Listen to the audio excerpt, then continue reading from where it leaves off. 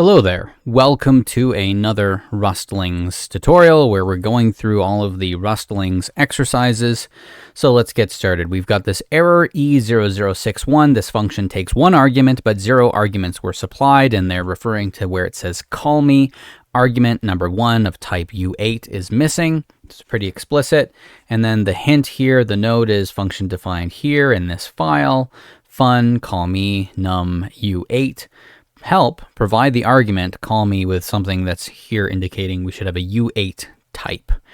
Okay, so hopping over to the code to better understand what call me is, outside of main, we've got a function definition, which is perfectly all right. You're allowed to define functions in one of a variety of different places, and outside the main function is fine.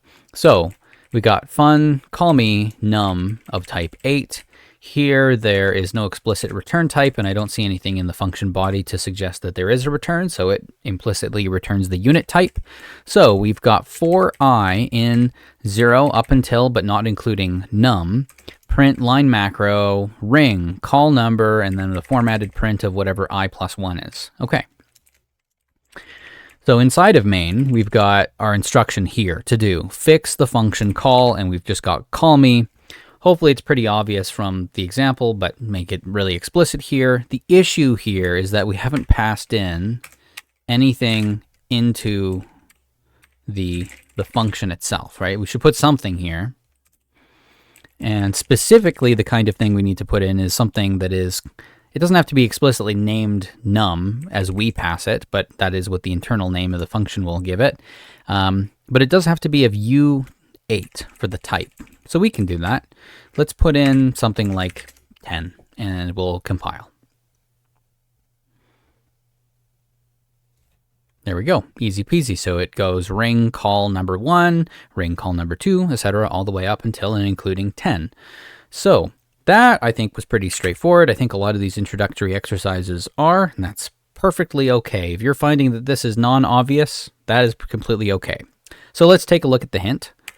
The hint says, this time the function declaration is okay, but there's something wrong with the place where we are calling the function. A little bit cryptic, but okay, it's not technically wrong. Let's take a look at in exercises, functions, and then what is this? Functions 3 RS. So here's their solution. Oh my goodness, they picked like the same number. Now I just feel lame. I should have picked like 7 or something. Isn't 7 the classic number for people to choose? No. Hang on. I'm being completely silly here. I opened up my own exercise here. Let's try that again. This time with some more intelligence. Functions, function 3 RS. Oh, interesting. This file is not included anywhere in the module.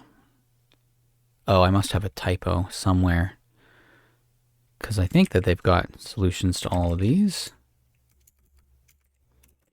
Solutions 02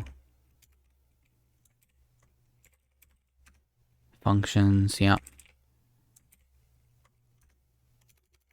Oh, it's functions, not function. My bad. My goodness. There we go. Something different. Call 5. That's nice. But substantively the same answer. They just gave 5 instead of 10.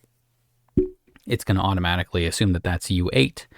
So, I mean, that's really it for this exercise. We took a look at the problem itself. It's just a matter of, in Rust, you need to supply arguments when parameters are defined in the function, unless, and we're not covering that in this video, but unless you've done some stuff to allow optionals.